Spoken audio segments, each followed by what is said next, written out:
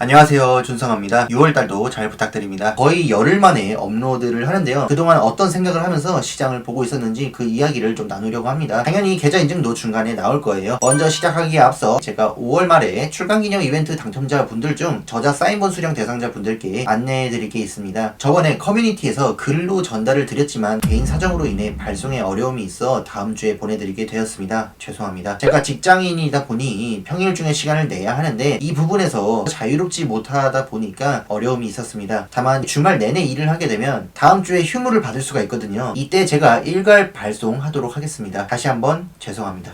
자, 주식시장 이야기를 하려고 하는데 제가 저번에 업로드했던 게 5월 25일이 마지막이었거든요. 그 뒤로 시장에서는 투자자분들을 달래주는 듯한 상승이 나왔습니다. 그러자 이거 진짜 반등 아닌가 생각하시는 분들도 나타나기 시작을 했죠. 저도 커뮤니티나 유튜브 썸네일은 웬만하면 살펴보는 편인데 분위기가 사뭇 달라진 것을 느낄 수가 있었죠. 거래량 순위를 봐도 스큐보다 TQ가 더 높은 걸 보면 상승에 베팅한 분들이 많이 생긴 것 같습니다. 그리고 오늘 한 주를 마무리하는 금요일인데 나스닥 지수 지금 마이너스 2% 찍고 있거든요. 이제 좀 올라주나 싶었는데 저는 속지 않습니다. 이번 2022년 나스닥 지수는 6월 기준으로 11,865가 확률상 적정합니다. 그리고 이렇게 보니까 나스닥이 얼마 전에 16,000 찍었던 건 2025년에 적정 지수를 끌어온 수준이라고 생각하니까 꽤나 과열되어 있었다고 봅니다. 그래도 2021년에 21,400은 넘었어야 닷컴버블 고점 수준인 건데 절대로 이번 하락이 닷컴버블 붕괴와 맞먹는 수준이 될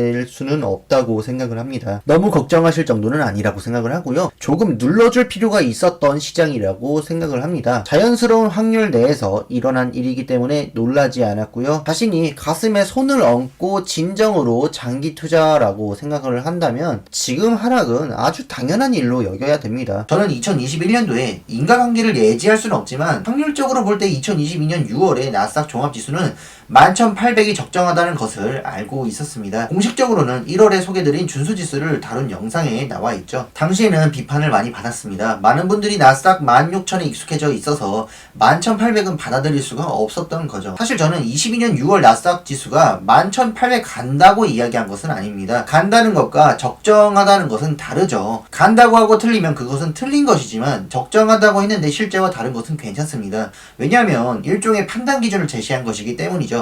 기준으로부터 지나치게 벗어나 있다면 그게 고평가인지 저평가인지 가늠할 수가 있거든요. 당시에 저는 16,000에서 11,800으로 떨어지는 정도의 충격은 레버리지 ETF라고 하더라도 우상향으로 복구가 가능하다고 생각을 했습니다. 추종하는 지수로부터의 이탈이 아닌 리스크 관리 차원에서 예를 들어서 말씀드리지만 정말 매도라는 것을 고려한다고 하면 그것은 16,000보다 훨씬 더 올라갔을 때 해야 마땅하다고 생각을 했죠. 하지만 지수가 더 올라가지는 않았습니다. 16,000에서 쭉 내려가기 시작했죠. 결국 저는 그대로 홀드하기로 했습니다. 그저 시장에 맡긴 거죠. 그때를 생각해보면 16,000을 찍었을 때 지금 시장을 억제하고 있는 악재들이 다 터져 나오지 않았기 때문에 나스닥 지수가 16,000에서 장기 횡보를 하면서 지루하게 적정해질 것인지 아니면 하락하면서 급격하게 적정해질 것인지 알 수는 없었으니까요. 그래서 시장에 맡긴 겁니다. 우리가 아무리 날고 기어도 우상향의 과정까지 투자자가 예측할 수는 없는 노릇입니다. 물론 그렇게 생각한 결과 5,300만원이 3,400만원대로 줄어들면서 거의 2,000만원에 가까운 돈이 증발하기도 했습니다. 액수로 보면 점점 더 변동성이 크다는 것을 느끼고 있어요.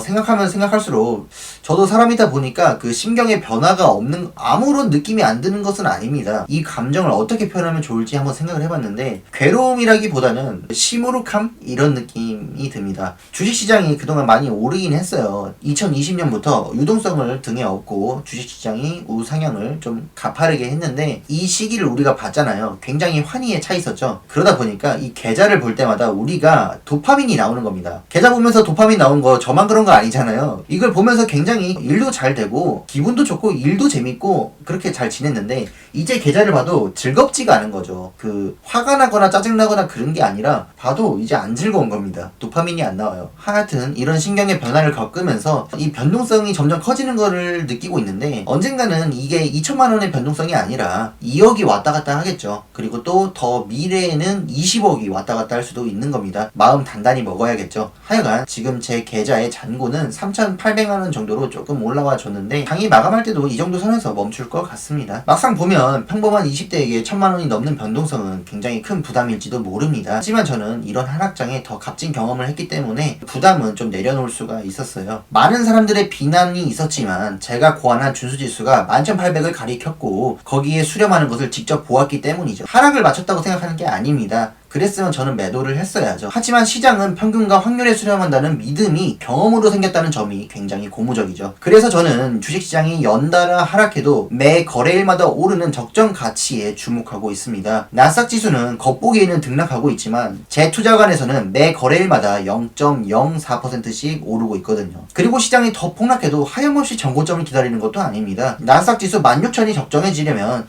2025년 6월은 돼야 하는구나, 어느 정도 기간을 보고 기다리고 있습니다. 목적지가 어딘지도 모르고 도착까지 얼마나 남았는지도 모른 채 하염없이 사막 한복판을 걷는 것과는 다릅니다. 그리고 2025년에 전고점 탈환이 안 되어도 괜찮습니다.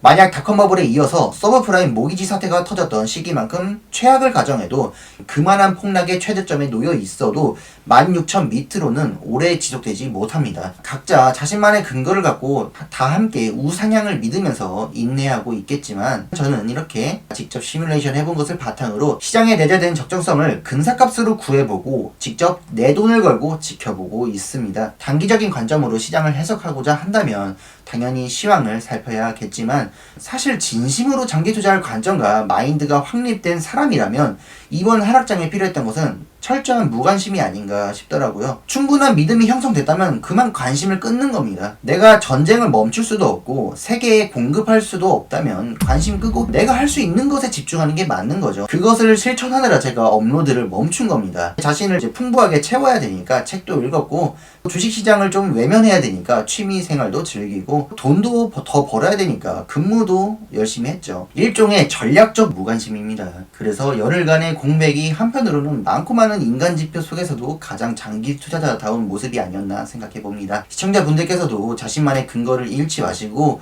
뚝심 있게 투자를 하셨으면 좋겠고요. 다만 제 관점에서는 이거 반등한다고 생각해서 너무 무리해서 따라붙으려고 하지 않았으면 좋겠습니다. 준수지수가 이렇게 50%에 거의 일치하여 높은 확률상 적정성을 띠고 있으니 악착같이 분할 매수하면서 실천을 멈추지 않기를 바랄 뿐입니다. 오늘도 끝까지 시청해 주셔서 감사합니다.